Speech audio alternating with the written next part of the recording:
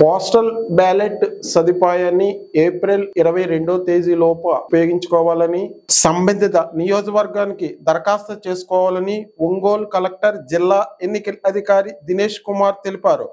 అత్యవసర సర్వీసుల్లో ఉండే 33 శాఖల ఉద్యోగులకు సిబ్బందికి పోస్టల్ బ్యాలెట్ ద్వారా ఓటు వేసే అవకాశాన్ని ఎన్నికల సంఘం కల్పించిన నేపథ్యంలో సంబంధిత శాఖల్లో ఉన్నత అధికారులతో గురువారం ఒంగోలులో కలెక్టరేట్లోని స్పందన హాల్లో ఆయన ప్రత్యేక సమావేశం నిర్వహించి అవగాహన కల్పించారు.